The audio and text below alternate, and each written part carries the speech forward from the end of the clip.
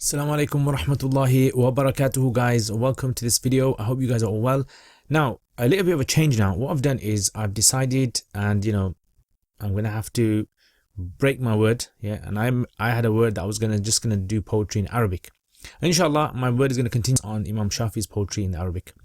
So because I made a post and I made some videos about the importance of learning Arabic poetry to be able to appreciate the Quran. So I thought to myself, why don't I show people how Arabic poetry works? So, give you a taster basically.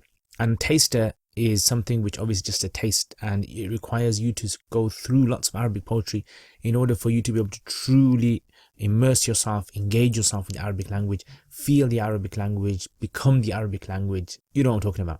So I've chosen Al-Mutanabbi. Mutanabbi is a famous poet. I don't want to do an introduction on him. I don't want to spend too much time on introductions. You can find out more about him. Maybe in the future I'll make a video all about Mutanabbi and his life and other things. But I'm not going to be doing that here. Here, I just want you guys to feel the poetry. So I'm going to explain the poetry, the words, translate it, and then I'm going to try to show you how the expressions are used here and how it differs from expressions in the Quran. So let's start here then. So abla, it actually means to wear something out. So something becomes worn out, you wear it out. Like you normally use it for clothing or use it for the car you drive. You wear out the tires. You say in Arabic, ablaytu. And there's a famous dua as well, the Prophet ﷺ, you say, abli akhliqi. Right? If you wear new clothes, you say to another person, if they're wearing new clothes, you say to them, abli akhliqi, may you wear your clothes out, meaning may your clothes last for a long time. So the word abla is used for wearing something else. So imagine you got some trousers or you got a coat or something, and you've worn it for so long that it's become worn out now. You can't wear it anymore. And so the word abla actually gives the meaning of long lasting, being with you for a long time, and then you have an attachment to it. I want you to keep that in your mind as well. The word hawa, on the other hand, is a word which is used for desires, and it's a specific type of desire. The hawa is like from falling, dropping that desire that inside your body, passionate about something, really want something, have passionate about something. I don't know what else to use, what other word to use, right? Put it in the comments if there's a better word than that, and maybe I can use that in a future video. So abla al hawa. Hawa means the desire, the love, passion. Asafan is when you're sorry about something. You miss something, something's out of your life. And you miss it, and you're really upset about it. You've lost your car, you lost your keys, or you lost a family friend, or anyone, anything. That kind of feeling that you feel inside is called asaf, right? Ta'assafa ala shay'in. Right, next, you have the word yawm an-nawa. Yawm, day. Nawa, it actually means separation. This is a strange word. Nawa, normally you think it means intention, but na is from the word na'i, nun hamza ya, which means to be distant, very far away. So yawm an-nawa means separation. Badani means body, right? So body is called the badan. Farraqa yufarriqu, it means to separate, split between two things. Hajar actually means, like you probably know this, hijrah, migration, to leave a place, to separate yourself from a place, to leave a place. You call it hijrah, and it's to depart. So when you depart from someone and you have no intention of coming back to that person or that thing again, you say hajartu, I've left that thing, I've done hijrah. Bain al-jafan. Jafan is eyelid. So this over here, eyelid. I got eyelid. You got eyelids as well, inshallah. So this is an eyelid. It's called jafan. Jufun. Okay, the jafans, the jufuns, eyelids. And wasan is actually, I'm sure you guys have heard of this word before. It actually means drowsiness. And in Ayat al-Kursi, the word sinatun is actually from the same word. Sinatun wala nawm. So that kind of initial drowsy feeling when you're sitting there and you're very tired and your eyes are kind of closing. You're on the motorway, those kind of ones. You're on the motorway and you're driving and you're feeling drowsy and you don't want to stop at the service station. Yeah, naughty. Shouldn't be doing that. So that's what's in there. Next, ruh. Ruh, you guys know. Put in the comments if you know what ruh is. It's soul. Right. Taraddada, it means to go back and forth. Radda yaruddu. Taraddada means to go back and forth in something. Right. Or it actually means like to be confused about something, hesitant about something, because you're thinking back and forth. Shall I do it? Shall I not do it? Shall I do it? So the Arabs say taraddadtu fi hadha. Yeah, taraddadtu. I was kind of unsure, going back and forth. Khilal, it means like a twig, a very thin stick. It's called a khilal, and the miswak is also called a khilal. Atarat actually means to blow something away, like when you make something fly from tayr. So you make something fly in the sky, so you blow it away. Like if there's a very strong wind, powerful wind, gale force winds, and it blows away the clothes and it blows away things. You say atarat, it made something fly away in the sky. Yeah, so to make fly away. Rih, it means wind, right? Wind blowing. So the wind outside is called rih. Hawa is also another word. But rih, not the other hawa, yeah? That hawa means love, passion, and the other hawa, with the hamza at the end. And rih, it means wind, right? Very strong wind usually. Thob, it means cloth, or thob, or it means dress usually. Yeah, so a dress that you wear, you call it thob. Lam yabani is actually from lam yaban. Okay, so in other words, bana yabinu. It means to become clear, to become visible, to become something that's you can see it basically. Okay, so lam yabani. Okay, so you got that word there. So it's from bayanun. I mean, I would say lam yabni, or lam yabni. You know, to become clear, bayan, to be visible, bayin. Okay, clear, right? Kafa yakfi, it means to suffice. Like you say, this thing is kafi, right? Not coffee, not, you know, Costa coffee, right? But kafi, it means it's something which is sufficient. So this is a word that appears in the Quran many times. You know, just if you can think of any verse in the Quran that has kafa ya in there, put it in the comments below. Any verse, one verse. So kafa bijismi. So this ba is actually considered to be an extra word, okay? Extra. So bijismi, jism is another word synonymous with badan in many cases. Okay, here in this context, but in the Quran, badan and jism are used differently. Okay, so nuhul, it actually means to be thin. It actually means to be malnourished or to be extremely underweight. You know, very, very thin. If you imagine someone in like in a country that's been plagued by famine and they're very, very underweight, that's, you know, nuhul, that is nuhul. Yeah, so rajulun, so rajul is man. Mukhataba is from khataba yukhatib mukhatabatan, which means to speak. Yeah, it's a masdar, which means to speak. And it's from khataba. You can look it up yourselves. Khitab, khatib. The khatib on Jum'ah is called the khatib because he speaks. Iyaka means you. And lam tarani, to see. So okay, let's look at the translations now. So abla al hawa, the hawa, it wore out, asafan, out of sorrow, yawm al-nawa, on the day of separation, badani, my body. Wafarraq al-hajru, and hajar meaning departure. So let me basically give you an explanation of what's happening. There's this person that, you know, Mutanabbi was infatuated with. This person has gone, has left their home, has gone, and he was really, you know, deeply honored by this person and had lots of respect for this person and love for this person. Now, when that person went, so man, your best friend is gone now. The sadness you're going to feel, the emptiness you're going to feel inside. Now, he's describing all those feelings now, right? So, this is what it's all about. So, abla al-hawa, the desire, the love I had for this person has worn out, asafan, out of sorrow, yawm al-nawa, on the day of separation, badani, my body. My body's become all worn out now. Now, why does a body become worn out? We look at that. Farraq al-hajar, and departure has separated, farq, bain al-jafan, between the eyelid and wasan. So this is like metaphorical. This is like normally when you're very, very tired, you know, your eyelids will close.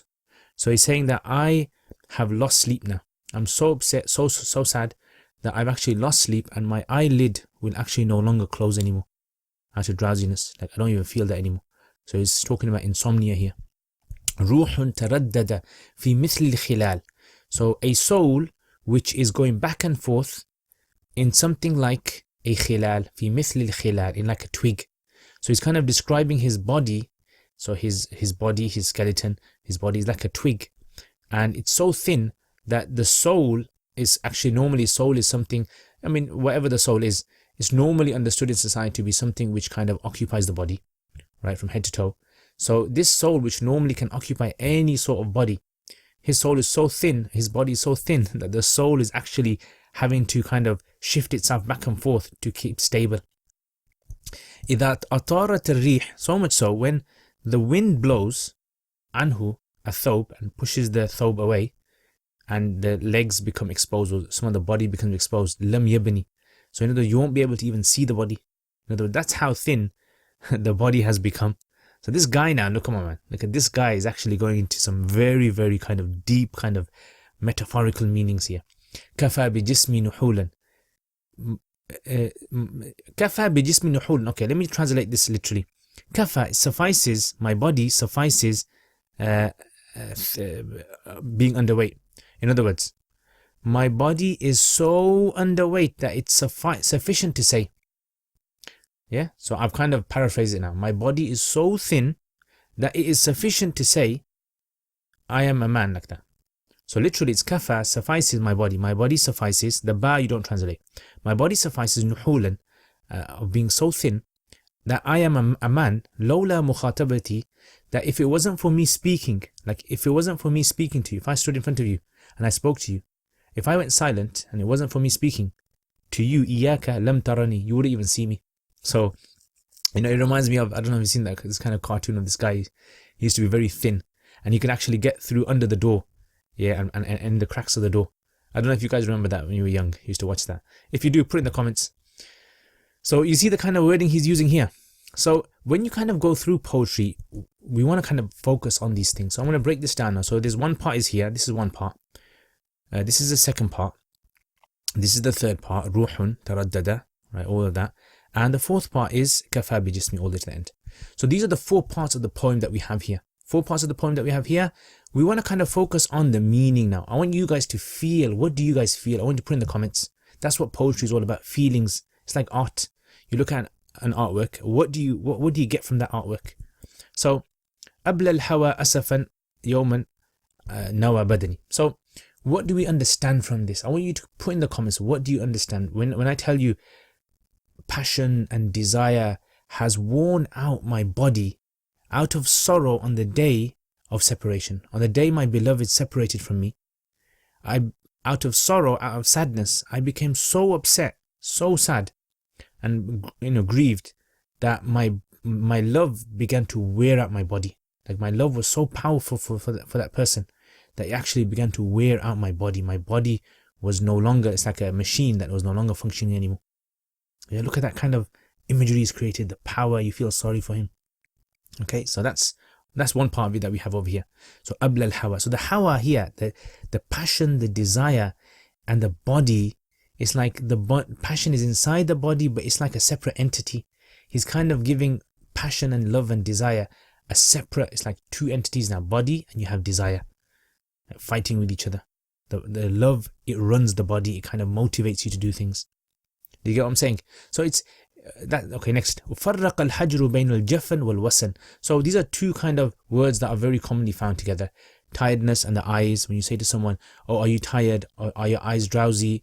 Or your eyes are closing. So these are kind of words that we use hand in hand with each other. So he wants to kind of use that, bring that over here as well. So فرق الجفن, فرق الحجر. So the hajar is actually separated, and normally separation exists between 2 things that you can voluntarily move. Like you separate 2 cars, or you separate 2 pens, or you separate 2 beds, or you separate 2 people. But the eye, like it's a very metaphorical thing that the separation, the departure of the beloved has resulted. It's as though the departure has like kind of cleaved away from the eyes, cleaved it away, pushed it away. And wasan, and drowsiness. We're all humans. No one's going to lose drowsiness. We're all going to feel drowsy. But he's like taking it to like the nth level, very extreme. And this is what imagery does. Ruhun, okay, so ruhun over here, the soul now. The soul is always something which is like key to the body.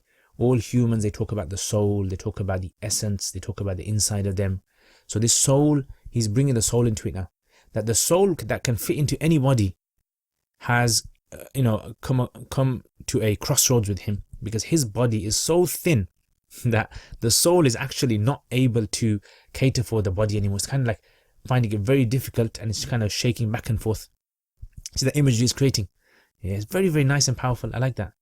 So أطارت الريح عنه الثوب لم. If the wind, now you're seeing the wind now. All of us know wind, and we've all experienced fast wind, right? And you're outside and it's blowing, and you're like, if you wear a scarf, your scarf goes off your head, and if you're wearing a coat and your coat's pushed away, and your beard goes here and there, you know what I'm talking about, guys, right? A thob lam yabin, you won't be able to see him.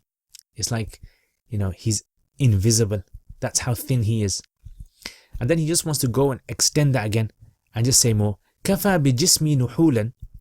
It suffices for my jism to be thin. Yeah, suffices for my jism, my body, to be so thin. Right? In other words, this is the Arabs use this kind of a statement to show, like, like we say things like, I am so hungry that it's enough for me to be hungry that I would eat anything that comes in front of me. Anything that walks, I'll eat it. That's how hungry I am. Yeah, so you use this kind of statement, kafa, in that kind of sense. And it comes in the Quran as well. And like I told you, put it in the comments below. Annani rajulun, I'm such a man. If it wasn't for me speaking. So it's kind of like, very extreme exaggeration here. If it wasn't for me speaking, you guys would never ever see me. No, mate. We would see you. You're a human being. Our eyes wouldn't be able to see you if you're living and breathing. You have to have lungs. You have to have a heart. You have to have ribs. You have to, we will see you. Don't worry. But this is like exaggeration. Now he's taking it beyond. Anyway, let's try to focus now on some deeper meanings of this poem now. So, number one, metaphors. So you can see lots of metaphors being used here. Abla al-hawa, the hawa has worn out my body because of separation. Yeah, so you feel sorry for the guy. You feel inside. You might have experienced this as well, and you kind of connect with him. Okay, and hawa is over here as well. You have the asafan, the sadness, the nawa. All these words are all trying to appeal, right, to your sympathy, your empathy. Yeah, sadness, sorrow to the listener. Then the jafan, the eyelid, right, a very delicate part of the body. And the wasan, the weariness, the tiredness, which everyone feels. He's kind of showing that, look, it's not even in his control.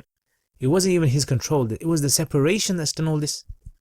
Yeah, so you feel sorry for this guy. So it's like more metaphorical sort of meanings there as well. And the jafan is actually, small piece. It's like, he didn't say the eye, he just said the eyelid, but you automatically can see the eye, you can automatically see a head, you can automatically see a person, an image. So he creates a big image just by mentioning one small little part. And then you have other words in here, sorry. So ruhun, okay, so ruh, the soul. Okay, we talked about the soul. It's a very kind of metaphorical imagery is creating, even though none of us has ever seen a soul. We've heard about it a lot, and the Quran talks about the soul as well. But it's like, what is the soul? What is he talking about here is the soul over here. He's like kind of giving it some sort of a gaseous kind of image that it kind of takes, it kind of goes and spreads in the entire body, right? Just like this. So he's kind of showing that it's shaking. It doesn't have enough capacity. The body doesn't have enough capacity to hold the soul, right? And atarat al-rihu, and then the wind coming here, the blowing, yeah, and pushing away his clothing, again out of his control. He's trying to create imagery in your mind. He's very good at, if you think about it, he's very good at capturing your imagination. You got to give it to him. You wouldn't be able to see me. Yeah, very exaggeration. Okay, and this is what humans like. Humans like is that exaggeration as well. Exaggeration is very important in stories and films. So I'd be invisible. Yeah, so we can understand love has led to sorrow, and sorrow has led to bad health. That's the kind of summary I've understood from this poem. What have you understood? You let me know, right? What you've got from this poem, because I think personally everyone who listens to this poem can kind of get something from it. So let's look at kind of things. A guy has lost his beloved. Because of the beloved is gone, their health has deteriorated. They've stopped sleeping. Their body has become extremely weak and thin. And they are actually kind of feeling sorry for themselves. You see that? Now, subhanAllah, the amazing thing here, I would say, is you think about how the Quran now, when you read the Quran, you don't see this exaggeration. You don't see this excessiveness being used with words, trying to repeat one thing many times. The Quran doesn't do that. The Quran is very, very precise, very solid. It gets its message across, right? And then anything else you understand is just like a byproduct of it. Whereas here, the poet is trying to use the thing that normally the Quran would have as a byproduct. They're trying to make it primary, all the kind of feelings and everything, right? So you kind of see, look how artificial this statement is, how much effort has gone into trying to construct this sentence, and it's got so much exaggeration. You get, after a while, you feel a bit sick of it. After a while, if you listen to this a lot, you get sick of it and say, oh, come on, man, just shut up, man, just stop complaining, get on with your life, just go to sleep, just take some tablets, or go see a doctor, or go on some journey or something. That's how we would kind of see it. So the language itself is a very kind of artificial language, you can say. Whereas the Quran, when you try to read the Quran now, and how the word Quran uses the word hawa, and how the Quran uses the word asaf, asafan ala Yusuf. Yeah, and how the Quran uses the word na'a or badan or just wasan, hajar, farraqa, separation, atara, rih, yeah, kafa billahi wakila. Allah is sufficient as a wakil. Allah is sufficient. Yeah, mukhataba. So when you see how the Quran uses these words, you'll see the Quran is not using them to impress people. It's giving a very solid sound message. And just on the side note, Mutanabbi is basically a kind of late poet, and his poetry is not considered to be like a standard for establishing rules of Arabic grammar or linguistics. Yeah, so just keep that in mind, because he came too late after 150. And if you want to know more about the history of Arabic grammar, you can watch my 3 videos I've made on Arabic grammar. So, Jazakumullah khair, guys. I hope you guys enjoyed this. If you guys have any sort of feedback, let me know, guys. And inshallah, in the future videos, I'll try to make some adjustments as well. So, thank you very much. And if you guys want to help me in making these videos, then become a patron. Yeah, by becoming a patron, you can support me, and I can make more videos like this. I can buy more equipment. I can spend more time in making these videos and put other commitments on the side. Thank you very much, guys. Jazakumullah khair. Assalamu alaikum wa rahmatullahi wa barakatuh. Thank you very much, guys, for watching this video. And again, thank you to all my patrons as well for all your support. Jazakumullah khair. May Allah reward you immensely. If you guys want to become a patron, then links in the description below. Jazakumullah khair. Assalamu alaikum wa rahmatullahi wa barakatuh.